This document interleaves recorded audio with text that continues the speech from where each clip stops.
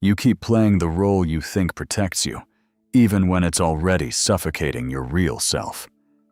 Comfort becomes a slow erasure. Carl Jung, the Swiss psychiatrist who revealed the secret architecture beneath your everyday persona. Comfort, he insists, is not your salvation. It's the masked hallway where your authentic self withers out of sight. Again and again, you reach for outside validation, a raise, attention, applause, hoping each one means you finally matter.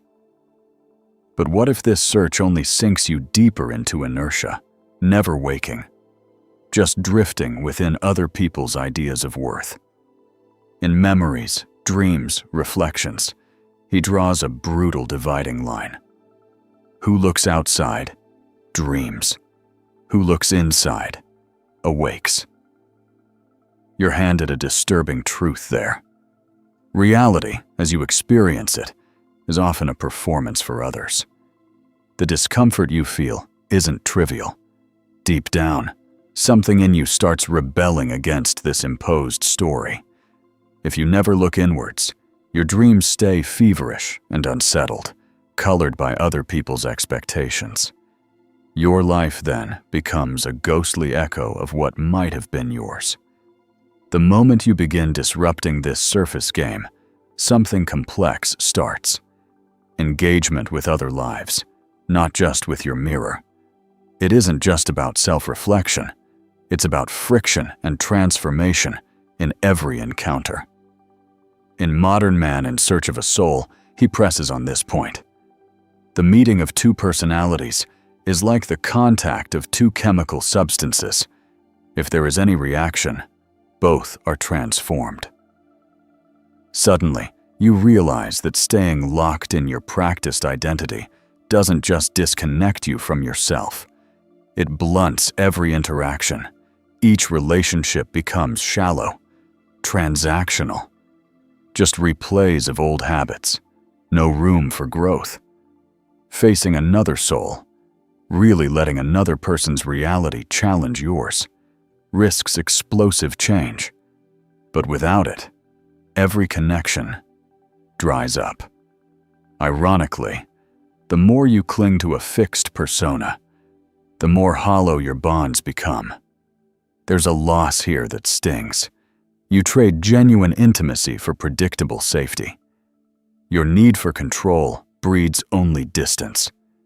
No matter how polite your interactions, beneath them sits a gnawing, unaddressed hunger for real contact, real growth. And you start noticing those old comforts now suffocate you as much as they ever soothed. This isn't just theory. Whenever you dodge the risk of true encounter, a little more of you, and of what's possible between you and others, fades quietly away. So what do you do, knowing this? The urge is to double down, mask up, smile wider, hide the cracks. But reality pushes back. It never lets your script run uncontested for long. Relationships begin to grate. Petty annoyances, sharp judgments, sudden flashes of jealousy. They all rise up, unwelcomed. You tell yourself these irritations belong to others, that you are untouched. But what if every friction is a mirror, reflecting not their flaws, but yours leaking through the seams? In memories, dreams, reflections, he lays it out as plainly as a blow to the chest. Everything that irritates us about others can lead us to an understanding of ourselves. Here's where the mask starts to burn. The things you hate in others, they almost always echo something unresolved in you. At first, the thought is unbearable. You want to insist. Their anger, their envy, their lies, none of it is yours. But stay with this discomfort. Keep returning to it. You'll see it. The root of contempt is always fear of recognition. The habits you accuse in others are grotesque versions of your own rejected impulses. Shut your eyes to this, and you'll keep fighting the same battles over and over, with new faces, but the same old enemies. The walls you build to keep yourself safe become your prison. Here is the truth the philosopher never lets you ignore. Until you face down the worst in yourself, you will keep mistaking it for enemies outside. The world shrinks. No one can get close. The performance becomes your whole life, not just a borrowed act. This is the turning point. You only become whole when you risk seeing the ugliest parts reflected in others. Circle it, try to avoid it, rationalize, but the truth doesn't let go. The memorable line is this: your mask doesn't merely protect you from pain, it starves you of transformation. This is the sharpest edge. Lose the mask, or spend your years defended, shrinking, alone. There's the choice, and this time, it's one you can't defer. In Modern Man in Search of a Soul, the philosopher delivers the verdict many spend a lifetime dodging. The privilege of a lifetime is to become who you truly are. Suddenly, it isn't just about avoiding pain.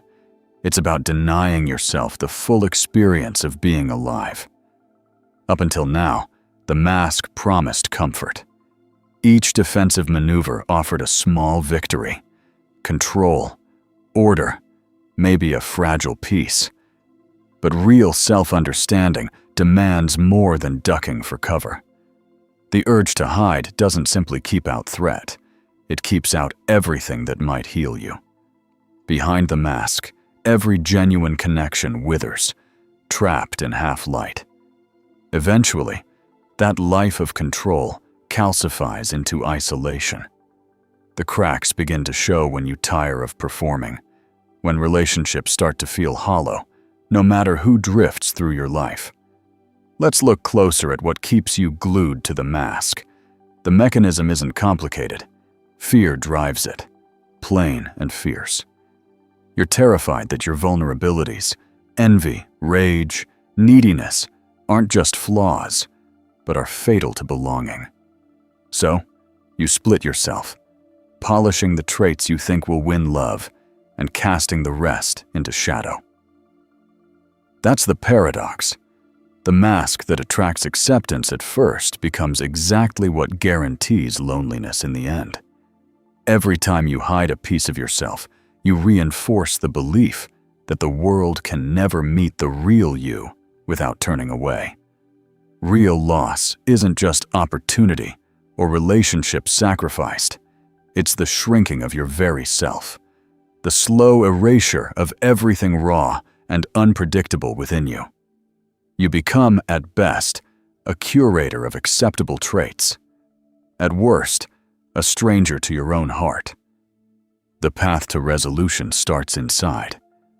The philosopher's later work, Memories, Dreams, Reflections, sends another signal.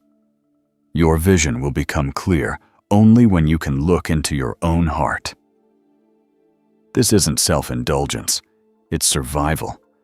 When you study your heart, its cravings, its storms, its small, secret desires, clarity replaces exhaustion.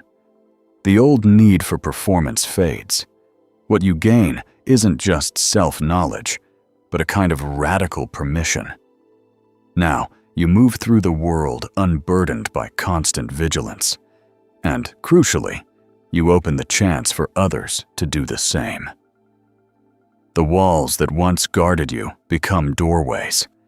This is how the mask finally slips, not torn away by force, but surrendered for something far richer, the freedom to live unedited, awake, and entirely your own. The world feels larger now. The mask once worn can transform into a doorway to authenticity and connection. By embracing our true selves, we invite others to reclaim theirs too. If this resonated with you, subscribe to the channel and comment below. What parts of you need to be set free?